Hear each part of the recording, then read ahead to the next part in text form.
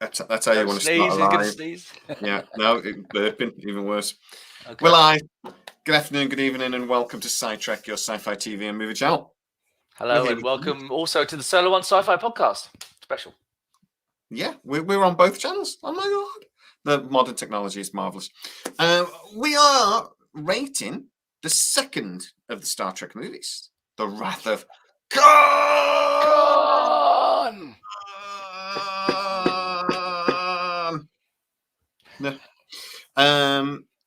I have a big question to ask at the end of this video about The Wrath of Khan. But first of all, we'll just quickly run through the rating system that we're using once again. Yes, you're probably better explaining it than I am. So if you don't mind saying how we do it again. I invented it. It's completely invented. I'm just turning off my screen so they, hey Dave, how are you, sir? Right, so we have the Kirk rating, which is action. How much action is there? We have the Spock rating. How logical is the movie and the story? We have the Chekov rating. Does the film embody Star Trek's values? Original Star Trek values, not the modern Star Trek values, because nobody knows what that is. No. We have the Bones rating. Is it funny? Mainly because me and you generally think the Bones is one of the funniest characters. Yes, yeah, I agree. We have the Scotty rating, which is tech and science and the technology of the this show. You know, in this one, it's going to be like the Genesis thing and stuff. Yeah. There's a dog going crazy somewhere. Okay. On my end, anyway. We have the Uhura rating, which is how well it's written, and we have the 7 of 9 rating because she's the most beautiful woman that's ever lived, and it's about the visuals. How does the film look? What's it look like? What's the style of the film? Etc. Okay, that's right. There we go. And then on that, we have the final. We have the Roddenberry rating, which is the overall score. All those scores put together, divided by 4, divided by themselves. We've already done the motion picture. And I rated that at 2.57 was my Roddenberry rating, and you rated it at 2.12. So it didn't massively score well, but I scored it a little bit better than yours. What did I score it better on? Basically, just the Chekov rating. I said the values, Star Trek values, are a little bit higher than you. Other than that, no. So that's right. The Wrath of Khan. The Wrath of Khan, we say. Not the Wrath. We say the Wrath. Like path. If you're in North, if you're Northern, you know, you say path and daft and stuff. Would you say Wrath or would you say Wrath? It's the Wrath of Khan. It's the Wrath of Khan, like, all right. Let's kick straight off with the Kirk rating. For the motion picture, we both scored it 2. Because it's boring. Yes. Kirk rating for The Wrath of Khan. For the action. Let's throw out our scores straight away and then explain them. Right. Okay. So I'm going to tell you straight off. I've rated it 5. 5 out of 5. That's 5 chevrons if we were going to Stargate. Yeah, so it's almost it's pretty locked, but of course you need 7 for that. Maxed it. What I'll rate it? I think I'd probably give it a 4 because there is a lot of action. But I know there are other Trek movies which had perhaps a little bit more action. There were quite a few scenes where they're on the bridge and they're talking to each other on their various bridges and stuff like that. But no, it had a lot of action. It was great. I think I'll give it a 4. Okay, right. So I'm going 5 out of 5, basically because I think this has generally one. I mean, it's limited by the technology, but I'm not going to. I'm going to say that for what was available at the time, the CGI, etc. At the time, I'm going to take that into account. Okay.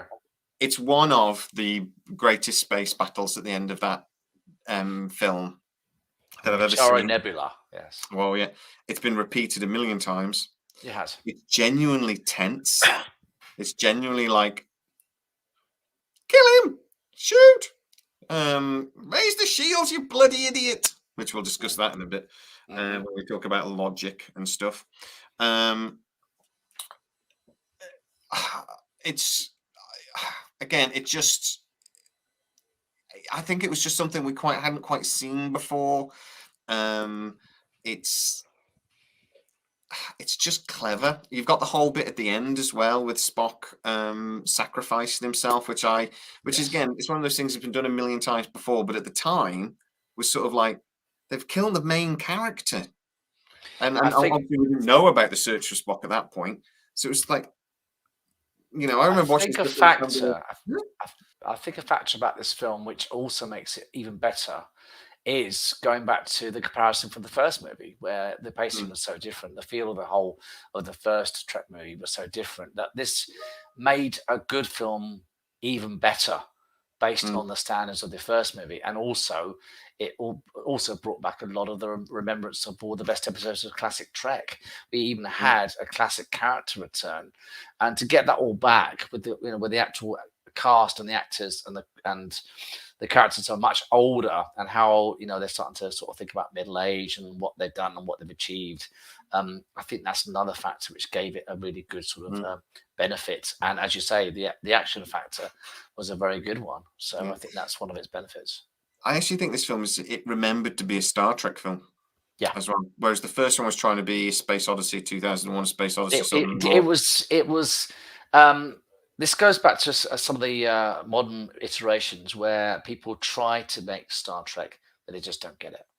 The Mhm. people who made the Wrath of Khan, they got it. They know what it Yeah, was. It's always hard to define what it is that makes yeah, Star Trek. The same as any franchise, if you're a big fan, the fans know what gets it, what makes it.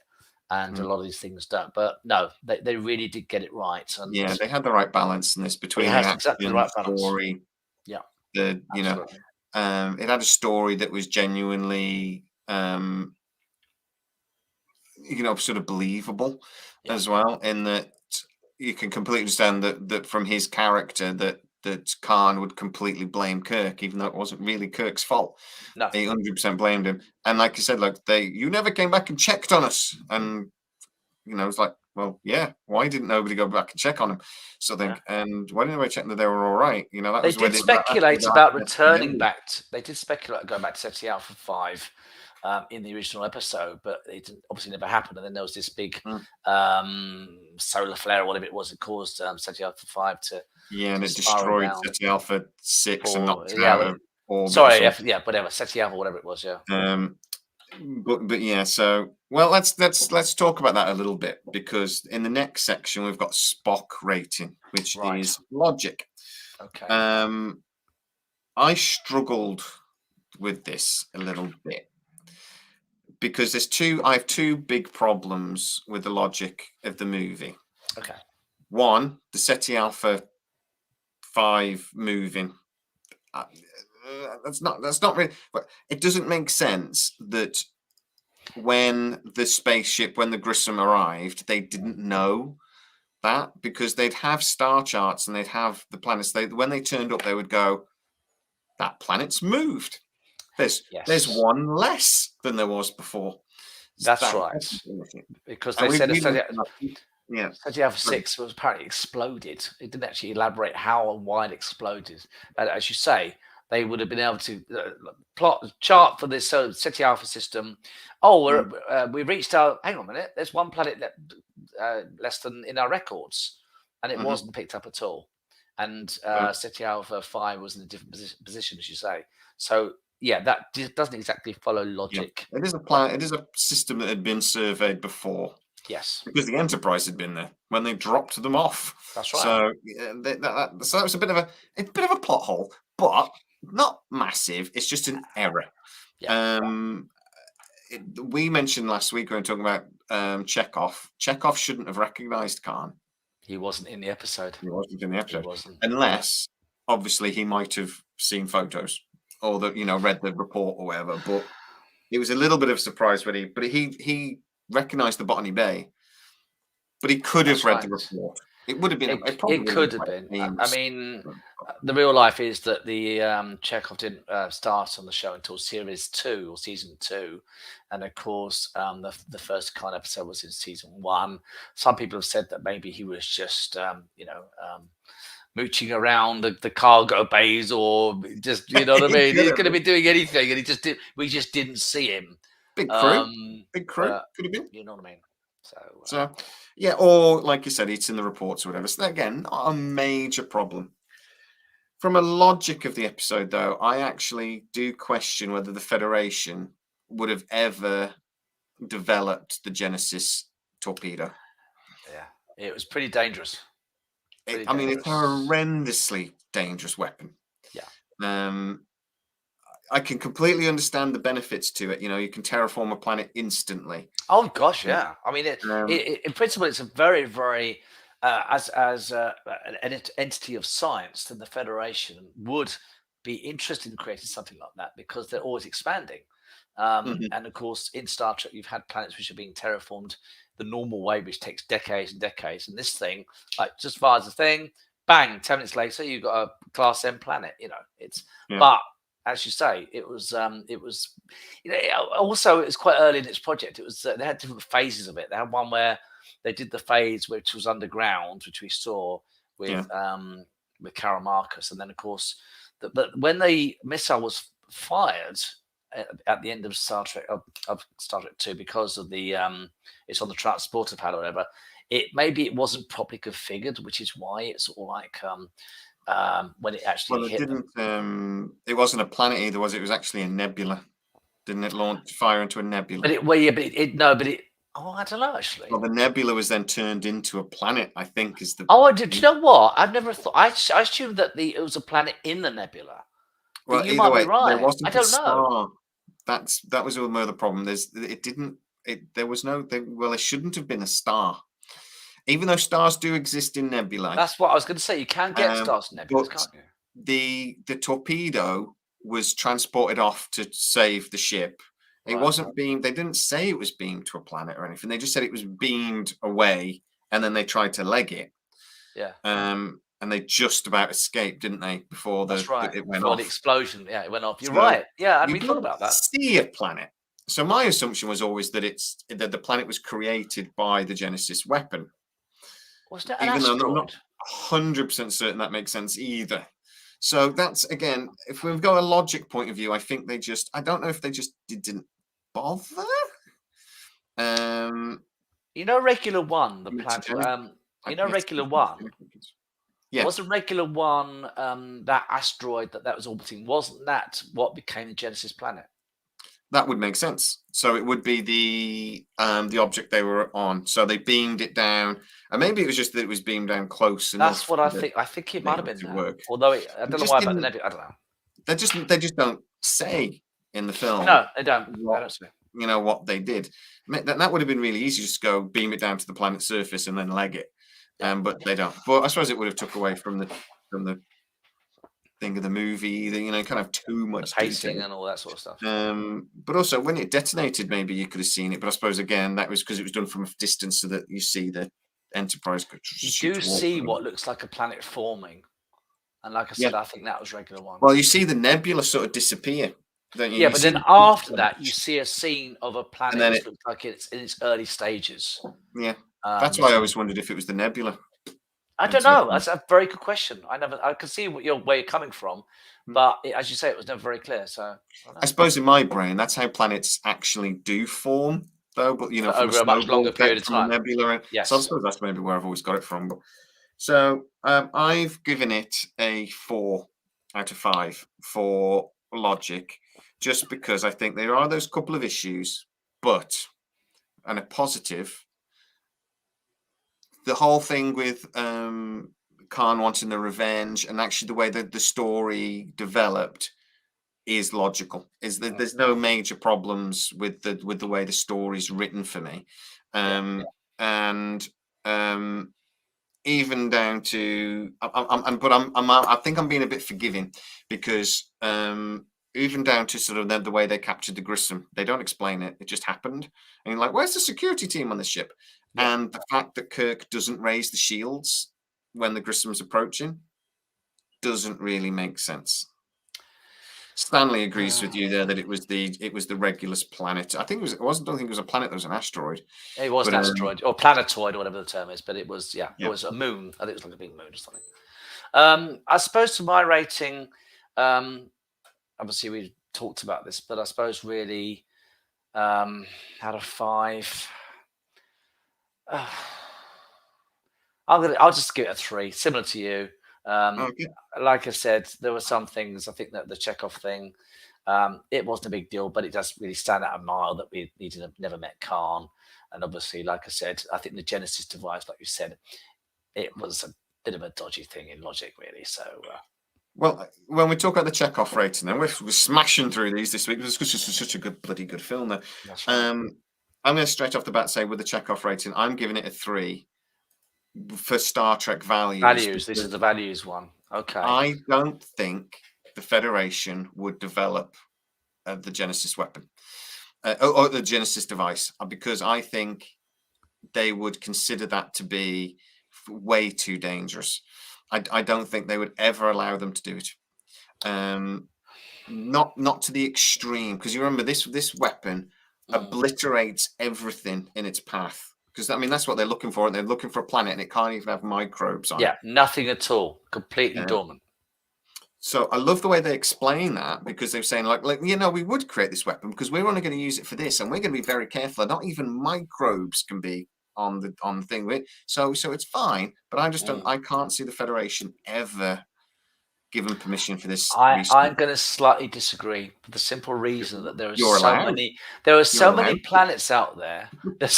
There are so many planets out there which don't have any life at all, and Yeah. space is big. And if you've got all these ships that can go to solar systems all over the place within a very short time, there's going to be a lot more of places which are, from what they gather, completely dormant of life or any chances of life.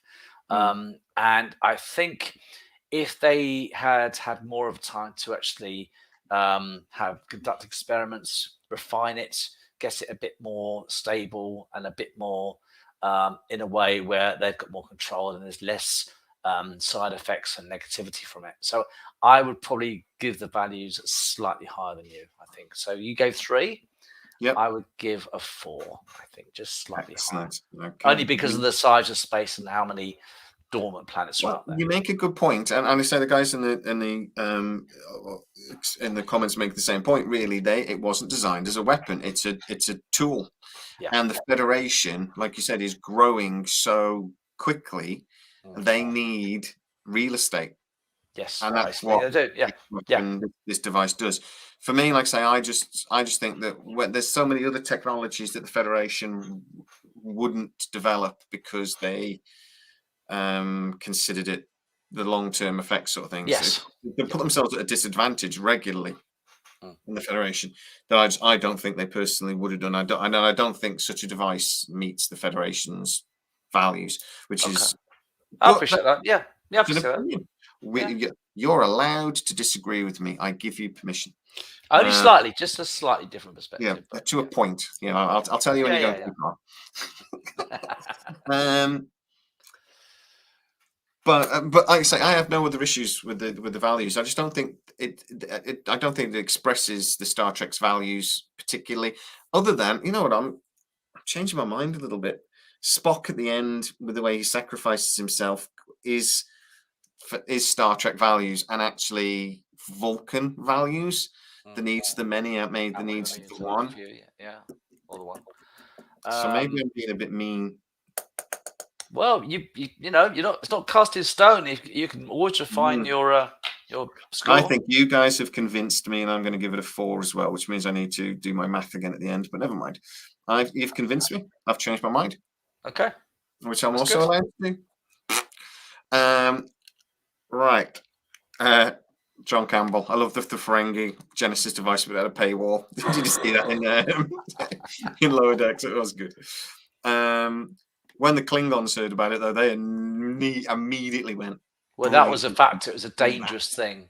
From obviously the next movie does focus on that as well. Yeah. So that's an aspect. Well, when we're going to talk about yes, another time in the next film. Yeah. Sure. Humour. Humour. Yeah, the bones rating. There was. I don't think humour was that prevalent in this movie. The same as the first movie. I would say that the humour for both is similar. I'm trying to think of some funny moments from Star Trek 2, which really made me think, "Oh, this is funny." To be honest, I don't think there is any. No, nothing's coming to mind thinking about it straight off. I've given this a 2 just because there's a few bits Like, in it aren't you that are. dead at the end of the Kobayashi Maru, where I think is it McCoy says to Spock, "Aren't you dead?" Because they're doing the Yeah. practice of the Kobe, and that was a funny thing to say. Sorry, Mhm. Karen, we'll say what you're going to say about it. Mine's quite low. No, I was gonna say that's a good point. And Kobayashi Maru in this film. Kobayashi Maru's at the beginning of it, yeah. So's Kirstie Alley in this one. Kirstie Allen's in it, yeah. Oh, I don't know. My Yeah. brain's had a melt. I've forgotten that bit. So Yeah. that is a good bit. Of course, because he's on about how the no-win situations, and then that comes back in later, isn't it? When Later on, she it goes full circle. oh, she's Yeah, in the when she does the con, but she's down there with him. that's right. Best uniforms in this film, by the way. I mean, they upgraded the uniforms. Monster from the first movie. Maroons, the Brilliant. Monster Maroons. There Yeah. is an inadvertently funny bit in this movie, and it's Hmm. always awkward. And everybody, do you know which? Before I say it, do you know Go what on. I'm talking about? What is it? Okay, it is Scotty playing the bagpipes at the end when, yeah, that's a bit. With half That's a finger. yeah, exactly, because he's got a finger missing. Yeah, that's a bit. I don't know whether that can be classed as a point. I don't think it can because it's against the actual humour of the movie. I've given this a 2 because I think there are a couple of bits in it that are funny but not ha funny, or they're light. You know what I mean? There's a few bits with when, for example, like when Kirk's on the thing and then Spock tells him we're ready to go, and the son goes, "I thought you said it was going to be days," and he goes, no, it's if you think that people are listening, but it's not funny, but it's light. nice. And it's a positive thing, but it's not like, oh, that was so funny. I would probably give it a 2 as well. There isn't really any humour in this film. No, I'll give it a 2 as well. I know we get matching a lot of our scores, but when you ask the question, I really had to think about it. There's hardly any funny scenes at all. No, it's just not. That's not what the film was about. No. Okay, so the Scotty rating, which is the technology, the science that we see in the movie. So we have to really look at the con. It's the Genesis device, isn't it? I was going to say that was the technology of the movie, obviously. So we talked about the morals of the technology. Now let's think about the actual science. How the bloody hell did that weapon work? Protomatter. I've told you, there we are. That's it. That's all you need to know. It's protomatter. You can't just make up a word and go. They did. That's it. They did. Right. So, but this thing held all the genetic information. So plants started to grow immediately. Yeah. And how was it deployed in every single species? Or no, it was just plants, wasn't it? I think it was just plants, and then you have to deposit. It wasn't animals, life was it? forms, but it's just. Mind you, in the next movie, we do see an evolution. We do see life forms which are evolving. So there must be life. Oh no, because the life was evolving. It was. Oh no, it was on the torpedo. Germs on their feet and stuff. It was on the torpedo. Sorry, you're right. Yeah. It was like it was bacteria that was becoming. Yeah. But it was just evolving very, very fast. But plants were growing and stuff, and that didn't come. And water was being created. You can actually see lakes growing. I maybe don't think there's big a problem with that though, because it's almost like replica. It is actually just fusing hydrogen and oxygen. So maybe I could get away with that. But genetic information was somehow being. So it made mountains and stuff. Well, there was a great simulation it was one of the first CGI simulations of the actual Genesis project, and you see barren moon, and it starts to, as you say, you see like mountains are forming, atmospheres forming, and it becomes a whole planet in its own perspective. But as you say, apart from them using protomatter, which was actually, wasn't that illegal? Wasn't that the thing they said that, like, why did you, it's so unstable? Oh, no, just very, really, really unstable, wasn't it? And that was what caused the problem in the movie. Wasn't it illegal? Why does that sound familiar when it's illegal? David had to admit, didn't he, said, I had to cut corners. Like John just said, he had to cut corners to get it to work. But one of the things I think he said he had to use was protomatter, if I remember right. And that was how he he was able to get around it, but that was what caused the problem. But that's what he admitted in the third one, isn't it? When everything started to break, basically. When That's right. He was cutting corners, and that's why it all went wrong. That's why it wasn't actually that stable in the first place. Because but it planets building, water, lakes forming, oceans forming, plants start to grow instantly. Yeah. No, I'm sorry, it didn't make any logical sense to me. It's basically like a massive replicator. But why was it a blast with a shockwave? And it just didn't make any sense to me. And also, of course, one thing you've got to remember is at the end of the film, we do see the new Genesis planet with all the plants and trees and jungles and things like that. So as you say, but yeah, it was only just plants. What was this animal supposed to be moved to the planet? That makes sense. Supposed to be transported afterwards. It was like that makes sense. It was the germs and the bacteria that we saw. Yeah, interesting. The Vulcan. Yeah, I just don't think the technology for me made any sense at all from the Genesis point of view. So it's not points down for me. But everything else I thought was, again, stunning. I love the idea of the Genesis device. Yeah, I just don't think practically I can't see. It's a practicality you've got an issue with, isn't it? Yeah, exactly. It's magic, as far as I can tell. Yeah. So other technology in Star Trek, like the replicators and things, I can understand how that is possible. It's taking atoms and putting them together and using an energy field or whatever. But that's right. That I don't get. But then I see things like I love the Grissom. It's one of my favorite starships. I love that ship with the over the top of it. Brilliant. I love the rest of the technology, like the warp drive and having to fix the warp drive because the crystals and things, all that technology and stuff, I think was great. So I've given it a 3, just because all the other tech I thought was great. I just don't understand the Genesis. I'm a huge fan of Star Trek starships, and as you say, the Grissom was the Reliant. Grissom was the Oberth class in Star Trek 3. That's what I get mixed up with. Oh, Grissom is you're always talking about the Reliance. Sorry, I wanted to call it the Reliant class. Yeah. Which is it's a Miranda class. The one with the hole into it. Yeah, it's a Miranda class. I can't believe nobody in Don't worry, that's fine. Because I quite nobody in the comments has number 3. jumped on that. I normally get jumped on when I make a mistake. All right, but the Miranda was such a lovely design. It was the first non-Enterprise-looking ship we'd ever seen in Star Trek, which looks like the Enterprise, which wasn't. And for the technological side of things, I would have to give the film a 4 just because of the Reliant. It was such a cool-looking ship. It's one of my stayed around for decades in Star Trek.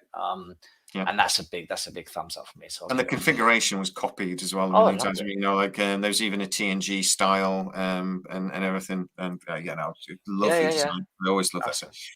If you're going to say, I mean, the Enterprise A is my favorite Enterprise probably, and then the Reliant is the E maybe. The E's beautiful. But I think the A might be my favorite starship. A is very similar to. Why do you like A more than say the original 1701? It just looks sleeker. I just think it's a nicer design. It's cleaner. It looks more like a real starship, if that makes sense. But it looks like it's doing 1,000,000 miles an hour stood still. Okay. But I just think it was. Yeah, like say where the Bussard ram scoops are, in the Enterprise, the A had the round domes with the circle things going around, but in the Enterprise A, it was just more like those slits sort of thing, which made it look. I didn't notice that. Do you know? I never noticed much of a difference between the Enterprise 1701 movie and the Enterprise A. I thought they were pretty much bulk standard. Sorry, the A is the second class, which is exactly the same. Sorry, the 1701 refit then.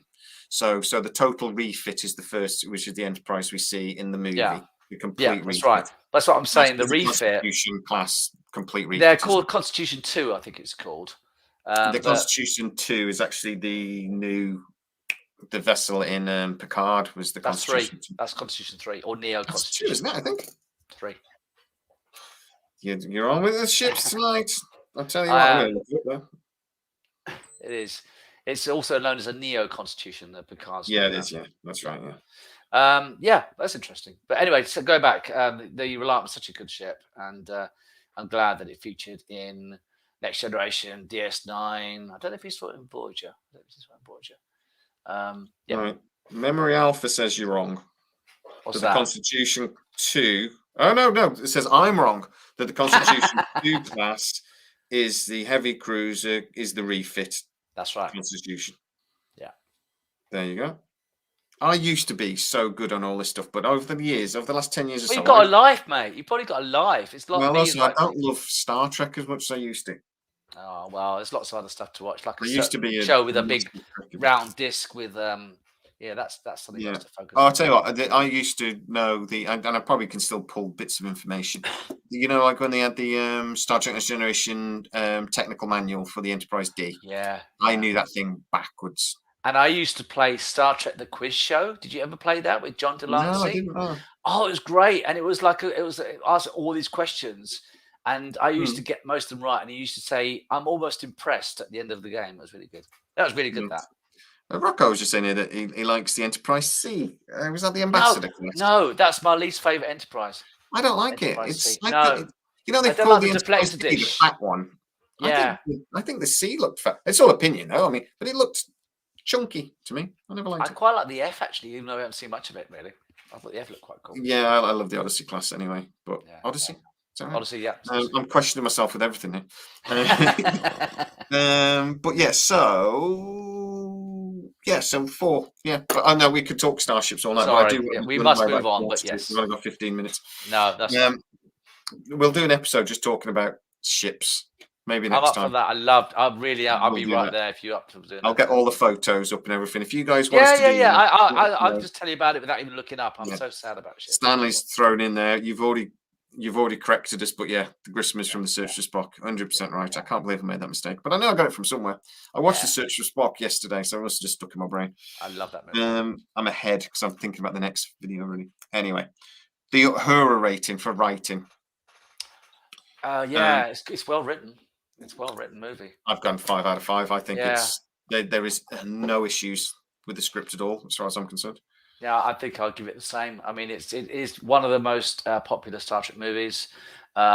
Everything about the actual characterization, the ideas. All right, some of the ideas we've already talked about, which might be a little bit of a stretch, but for what it is still one of the most successful and most well-liked Star Trek movies ever after 13 movies. So yeah, writing-wise, it's going to be high up there. Yeah, some of the writings is iconic though. I mean, it's like that. Even people aren't Star Trek fans know when Spock is against the glass. Yeah. And then, Kirk puts his hands up against you are and always will be my friend. That's and how they tried to replicate it with the Star Trek Into Darkness, which we'll be talking about at some point in the future, where okay, I won't even go there. Yeah. It was I'm not going to be very kind about that movie at times, even though I do really, really like bits of it. Yeah, I really like the Vengeance. I don't hate any Trek movie. I mean, they obviously there are bits of some Trek movies I dislike, but Uhura's dancing in Star Trek 5 wasn't very good. There are bits in Star Trek 5 that are terrible, but there are bits in Star Trek 5 that are bloody brilliant as well. So we won't be mean to it. But anyway, yeah, the visuals. I have absolutely no issue with any of the visuals in this movie. 5. Yeah. I've been 5 as well. I just think it's an absolutely stunning looking movie, and I think it's amazing, amazing. It's 41 years old, which is astonishing. and the music is fantastic. This is the first. It wasn't Jerry Goldsmith? Who was James Horner? James Horner did the music, and the music was absolutely fantastic, with the visuals as well, with the ship scenes in the Oh God, no! It's really, really good visually. You can't fault it. No, not at all. Right, 10, 16, 20, 27 divided by 11 equals 3.85. I've scored this somehow slightly higher than you. How have I done that? Oh, okay. I thought ours were pretty much. Oh yeah, the Spock rating. It was just the Spock rating you did differently. 3.85. So my Roddenberry rating for this movie is a solid 4 out of 5. Yours is 3.85 out Wow. of 5, which It's not bad is though compared to what was it like last week? 2.12 and Okay. 2.5.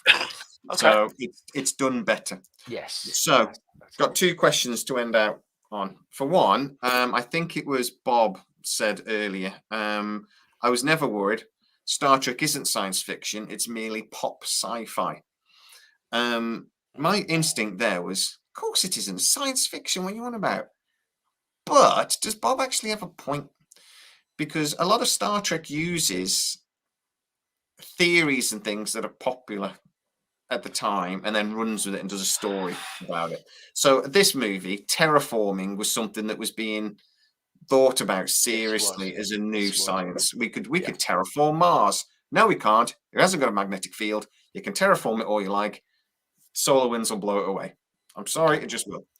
But terraforming was, and that's probably where this movie came from. Terraforming is the thing. Let's do a weapon that does it instantly.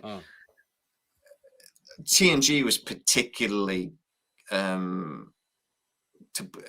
did this a lot, that they would do theories in science and they would run with it and do an episode, and then all the way through, I'm not quite sure they've understood the Yeah, they, as you say, I mean, the fact is that although they had some scientific advisors and consultants involved, some of the ideas were they've heard about something. What can we do in a sci-fi premise? Yeah. And some of these ideas worked better than others. Going back to this movie, of course, like I said, the Genesis ultimate terraforming in click a finger, and that's it. You've got a brand new planet with the right amount of temperature, the right amount of water, the right, that is more sort of fantasy, I think, than science fiction in many ways. It's probably one of the although the film still works so well, it's probably one of the most negative aspects of it from a scientific background. I mean, I'm not a scientist, but like I said, you have to start thinking about, this would never ever happen. But then I suppose you could say that about, Well, I've lost Mike there for a second. I think he's going to say, though, that you can say that about a lot of science nowadays, that it's just that it's beyond our ability to comprehend. As you talked to somebody 200 years ago and explained to them the microwave. Hopefully at some point. Yeah. Okay. It's possible in the future there might be some new kind of faster than light travel. In the end, you've got to get the right balance. I mean, this is why some people just don't like science fiction, because they say, "Well, this is ridiculous," and why would they do that? And I think you've got to be quite open-minded to watch science fiction to a degree. You've got to think, well, look, okay, it's probably not going to happen, but it might do at some point. You explain a mobile phone to somebody 40 years ago, and they'll shoot you for being a witch. Yeah, it's just like, I mean. I used today. I went around to my mum's, and she was talking about poetry and stuff like that. And I just opened up Chat GPT and I just said, "Oh, make a poem about whatever it was." And literally, in about 5 seconds, it works it out. And she's terrified of the future. She's one of those people that looks to the past than to the future. I'm fascinated with all that. I'm a bit scared about it because this is becoming science fact. Yeah. But like I said, science fiction, although it gets a lot of stuff wrong, can get stuff right as well. That's the way I say. Well, I mean, with Star Trek, I think they just go with some things that are popular. I mean, because when quantum stuff, because of Stephen Hawking, so quantum engineering and quantum mechanics started to get into the popular culture, so everything was quantum for a bit. And Star Trek was to blame for that a little bit. And then nanites were theorized. Nanites so everything around, was micro robots and stuff. Yeah. So they've been guilty of that. So I do think it's, but I do think all science fiction does that to a degree, because it is fiction as well. Yeah. It's not science fact. It's not a documentary. It's not Galaxy Quest. It's definitely a documentary because it's true. It's science fiction. So there is an element of fiction there. But yeah, I don't think it's an unfair comment, Bob. I think it's a little bit unfair, but not totally. It's interesting to talk about it, though. I mean, there's a fair enough. Like I said, that question is fair enough. But I mean, The Expanse or something like that is more science fiction. You could argue more sciencey, but it's a little bit more science. What about like Foundation. That's another one which is quite heavy going. But There's then a lot of that's more spiritualism and it's stuff more in like that. fantasy, isn't it? It's not quite yeah. I'd say it is science fiction as well, but there's a lot of spirituality and things like that in there.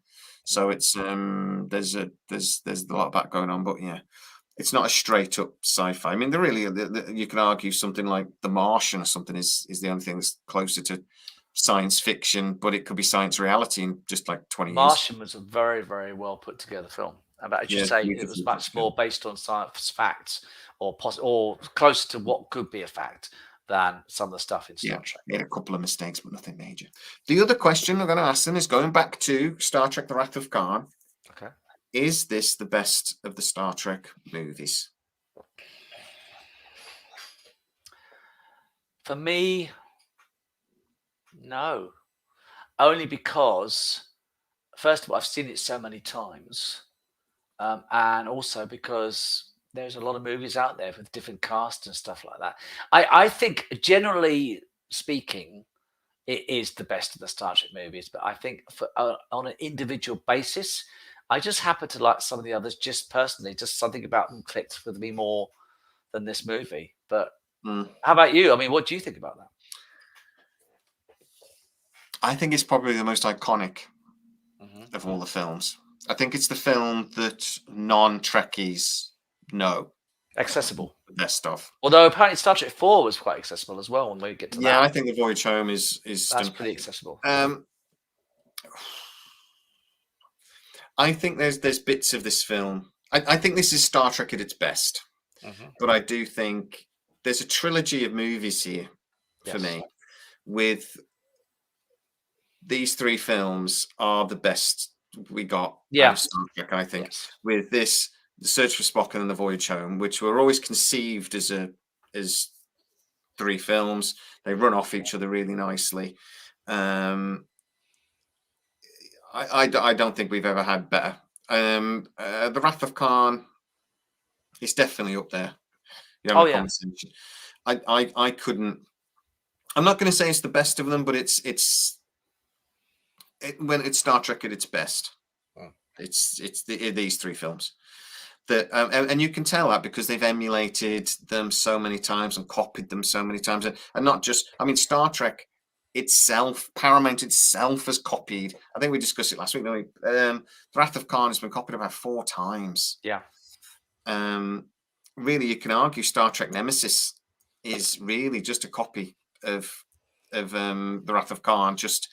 They just swapped Khan for a genetic engineered version of himself. And I I hadn't really thought about that, but I think that's a fair enough parallel. Actually, that observation does make sense. That there's a character. Yeah. The battle at the end are very similar. Yeah. The battle in the nebula has been replicated several times. It's like, but not just by Star Trek. Other films you watch. This is a little familiar, but I mean, it's such a basic premise, though, isn't it? Of revenge. Who doesn't like a good revenge plot? Well, what I would say is the problem with science fiction is if you've seen as much as I have, and you probably have as well, in the end, you are going to watch things and think, "Oh, I saw an episode of Stargate that had that exact similar storyline." Well, I can think of, and it's just the nature of the fact that there's only a limitation to how many basic stories are out there, but people have their own slant, their own way of making it slightly different, and that's just the nature of the genre. I think somebody actually on Twitter the other day said that one of the Brad Wright's episodes of Stargate, where the SG-1 is plugged into a it's like the gatekeeper, the Dwight Schultz virtual reality anyway. Yeah. They're plugged into virtual, and he said, "Oh, it's so ahead of its time," and somebody else went, "No, that story's been done before," and they were getting quite agitated. And actually, Brad Wright even said, "I'm not going to pretend that's not original. We might have done something a little bit original with it, but it's been done before." And I had to point out that actually there was a book in 1946 written about how somebody got plugged into virtual reality. And the very early computers were just being sort of theorized, and somebody wrote this book. So it's not an original story. Then you got like Lawnmower Man from the late 80s, early 90s. Lawnmower Man. Yeah, that's another example. The same thing. So, but Brad even had to correct this guy. And he's like, it was just a big fan. He just loved Stargate, and I was just like saying, like, it's so ahead of his time, which it was. There was a Stargate Star Trek parallel. The one I always think about is it was both of them involved a space race, and Voyager had Kim and Paris, and they had to have a space race. And then on the Stargate, they had a space race as well. I can't remember who was in it, but I think an actor was actually appeared in Star Trek was in that episode as well. And those two episodes were very, very similar. And I seem to remember them. They're both being on at a similar time as well, around about 1998, 99, near the end of Voyager season. No, it would have been 2001. And Stargate then was probably in about season 5, season 6. And both the episodes, it was like they both literally copied it off each other. So you always wonder whether it's just a coincidence or whether one was referenced from the other one. The novel I was talking about, John, just in case you're interested, it's not a Philip K. Dick story. It was called Pygmalion Spectacles. There's a character, there's a professor who invented a pair of goggles that gave you sight, sound, smell, and basically absorbed you into virtual reality. It's like an Oculus, but with smell. Oh, okay. And it was written in 1935 by Stanley Weinbaum. Sounds like a visor kind of thing for the eyes or something. So it's astonishing. But yeah, no, I would agree with you. Basically, that's. Yeah. But anyway, I mean, I suppose we will wrap things up soon. But I will say that though that because it's one thing we don't actually mention is that, but I think James Horner is one of the best musicians in the Star Trek. I like Dennis McCarthy from the Star Trek Next Generation era. I like some of his music, and he did Generations, and of course Jerry Goldsmith. But I think James Horner he did this one and The Search for Spock. I don't know whether he did the music for The Voyage Home. I think he might have done, actually. I can't remember. But that was going back to the trilogy of these three films. I think that's one thing that also made the films so much more significant. It's just the musical scores were so nice. That then followed through into TNG, which is one of the reasons I think TNG was just lovely, because the music. I love the music. Style and everything was very similar. And what was the film? Because we saw the TNG's theme tune. We actually see in one of the movies, don't we? I can't remember which one it is now. It's in one of the Kirk movies first. Might be Undiscovered Country. Oh, no, Undiscovered Country was after TNG. What, you mean the actual theme tune? Yeah, the actual score for. That's the motion picture. The motion picture did it first, and then the Next Generation took it in 1987 from obviously Jerry Goldsmith, which was always strange. Been a long road. That's the best. That's the best one, obviously. That's one thing. Always. Time. But my time is finally here.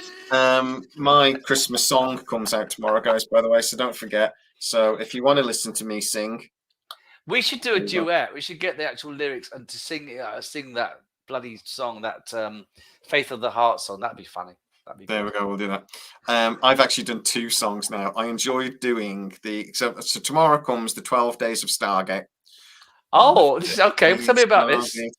I'll tell you the first line is, on the first day of Stargate, Brad Wright gave to me, that time Sam blew up a star. On the second day of Stargate, Brad Wright gave to me 2 Jack O'Neills, and that time Sam blew up a star. And that's all I'm getting. Oh, God. But it goes on, and there's 12. You should actually mix in some music, do it properly. I have done. That might be really funny. I have done. Oh, okay. I'll tell you what. I'll play you a clip. I can play a clip. Okay. That's the way. But then I've also done a Jingle Bells version. It's the ultimate sci-fi Jingle Bells song, right? Okay. And it starts with basically I say reality TV. It's not for me. I'd much rather watch a sci-fi. And then it goes on like that. So yeah. Okay. Instead of Jingle Bells, it's SG-1, Atlantis, Stargate Universe. But you know the guy I've talked about before who sings, he's made the lyrics for all the Star Trek and Stargate series. Yeah. And I don't. Oh, I'll have to send you a link to those because they're hilarious. This guy, he just makes up the lyrics to the Next Generation theme or SG-1 or Atlantis, and They're very, very funny to watch, and we have featured on my channel quite a few times. I can't play it. Oh, why It not? won't play.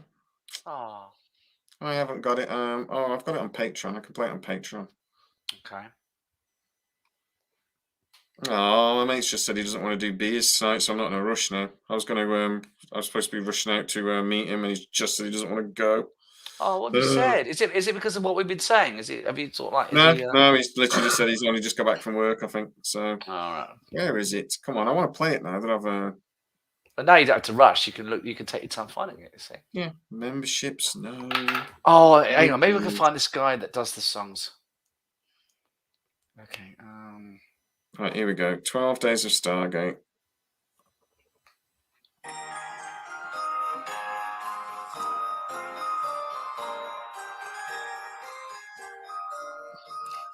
I'm going to go rosy cheeked. Like a voice of an angel. Voice of an angel, sir.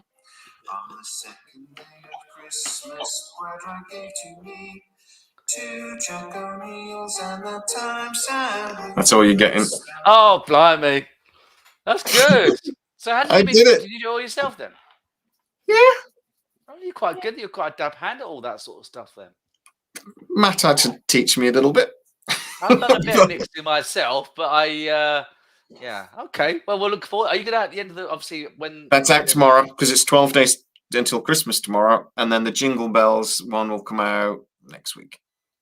Okay. Are you going to try and release this as a sort of proper song and I'm going to release it. It's going to be on Apple, and I will be #1. Fuck you, Mariah Carey. Yeah, exactly.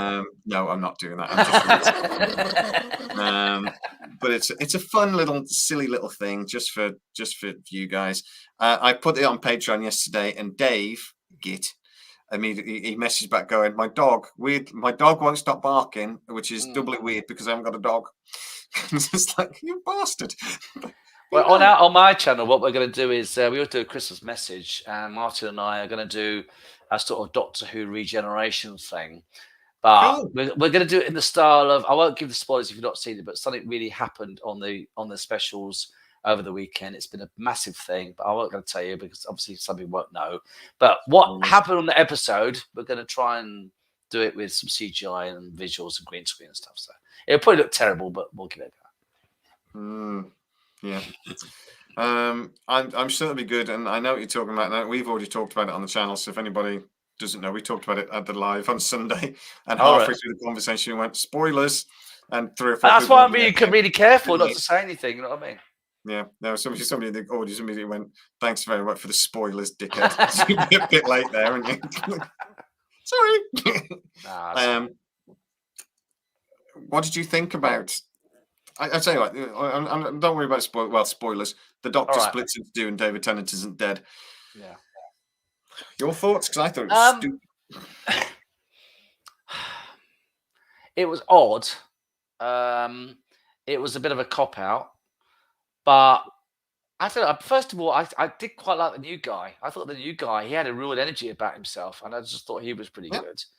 And he had and the music was great in the episode as well. And Neil Patrick Harris was in it. He was really good. But you know, it's David Tennant never seems to want to leave the series, does he? He's always sort of hanging on there.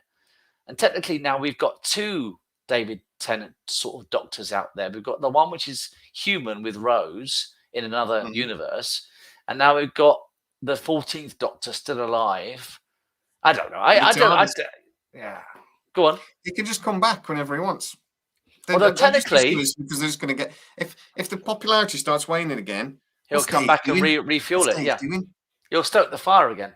There's got to be a plan for that. There's going to have to. There's a plan in there. There's got to be an episode where they're going to both be in it again. There's got to be. Although this is the one historical fact that nobody else has actually referenced apart from me. But this episode is the episode where we actually say goodbye to the original TARDIS. Because Ncuti, he gets in the duplicate TARDIS, and Tennant keeps the original. So in the future, we'll always be seeing the copy TARDIS, not the original. Not that it's a big deal, and it's also got a jukebox as well. Apparently. Yeah, it was all right. It was okay.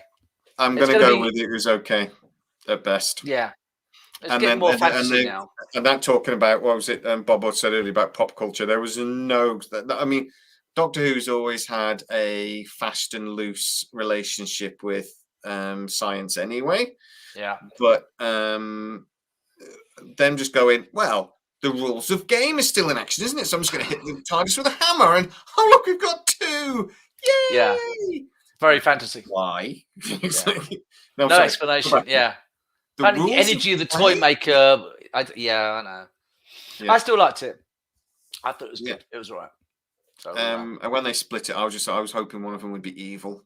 You know, I like how Superman in Superman 3 when he split, and one of them got all the crap, and one of them got the thing. I was just like, why isn't one of these evil? What? Or separated it, and one of them Danny DeVito. You know, says he's got all the crap. That would have been way better. But no. Well, I, like I said, I think it was an interesting way they went. I will be watching the next series, and of course, the TARDIS has also got now a disability ramp as well. So there you go. Yeah. I don't like Doctor Who. I know. This is why you talked about it so long. Great. Yeah, I know. Yeah. I know. You're tried to like it. I loved it. Tennant first time around, and then Matt Smith, loved it. I watched it every year. I watched every episode, and then I gave up on it. And now I'm trying to watch it again now. I'm thinking, oh well, the original writer's back. Maybe I'll enjoy it. And I'm like, I'm sick to death of being. You know, like people go, I don't like being preached to, and this is woke. I'm watching this going, I mean, this is a bit preachy. Yeah, I don't like to mention the W word, but it is quite prevalent these days in a lot of things, and the new Doctor Who. You know, the Davros thing. We all know about the Davros. We can't look like Davros anymore because he depicts a person with a wheelchair as being evil, which I think is the most ridiculous thing I've ever heard. But in the end, you just have to sort of try to filter it out and watch it for what it is. I once got punched in the dick by a guy in a wheelchair. He was evil. So, well, that's a way to finish a show, isn't it? Yeah, pricks come in all shapes and sizes, man. You always think, that old people. Oh, isn't she lovely? Just a little diddly old person. No, old people can be twats too. Oh yeah, and disabled people can be twat. And anybody can be a twat. And this guy punched me in the dick, and he was a twat. So can you elaborate? Was it something you said or what? I was kind of caring for him. So no, it's all right. I took him out onto the motorway and wheeled him into the middle and left him there and then ran off. So it's all good, really. It's okay. It's all right. I got my revenge. But yeah, just see ya. But no, he wasn't very well. But he was just he was angry, so he decided to take it out on my penis. It sounded wrong, actually. That sounded right in my brain, but came out wrong. Yeah. I wouldn't tell too many people that story. I think they'd be giving you looking like what. It goes back to bosses and stuff like that. People you work with in environments where you can have some great environments, and you get one person who just doesn't fit in, and it can throw the dynamic of a working practice. And it's a real pain when you have that because in the end, if you just work with each other, just go with it, and we all have issues from time to time, but you get that one person who really just is a thorn in your side and makes it difficult for everybody. It just makes the whole environment so much harder to be in and sort of like deal with. So I've been in that place where you have a team, you just got one person that's negative. Everybody gets tensed, and everyone gets a bit like it just changes it. It's so weird, isn't there? It is. I remember I worked in an office years ago, and there's this one woman who's just such a bin. We got to a point where we wouldn't look at each other. We even though we sat next to each other, basically, if we passed each other in town centre, we'd both just look at the floor. Yeah, I don't really dislike anyone. I'm quite he's quite easy going. Everybody in the thing is going to be shocked by this, but I am relatively friendly most of the time. I don't but if I dislike somebody, it becomes like vengeful. I'm a sod. If I don't like you, you'll know I don't like you. And there is a thing that says I don't suffer fools. So I'm not worried at the moment in respect to what we're doing on our channels together. No. We're fine. We're good. If I really dislike you, we wouldn't have spoken more than once. But it takes a lot for me to really dislike somebody. And I find actually that if it's somebody I really dislike, it's probably because they're a bit like me. Oh, do you think there's too much of a parallel with yourself? Sometimes. Oh, okay. I think I'm not a big fan of my brother-in-law. Shh, don't tell anyone. No, everyone knows.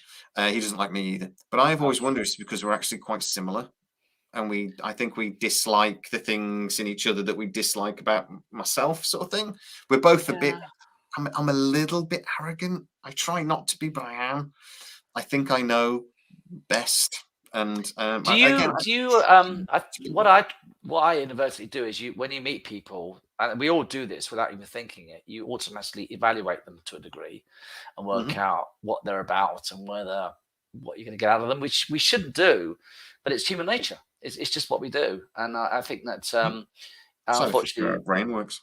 Yeah, and sometimes you shouldn't do that, but sometimes you just can't help it. So But yeah, so but yeah, I was just going to say that this woman I worked with though, it got to the point where I remember one of the days she wasn't in, somebody behind me went, "You can tell somebody's not in, can't you?" And we were like, I think because with that accent, I love the accent. You can tell what it, can't you? Yeah, I can't do that. I just think it's one of those things that like you can cut the tension with a knife, but it's like a tangible tension when somebody is there and it's like it's really strange, isn't it? It's like a sort of energy in the room, and I don't know why that is. But what's this?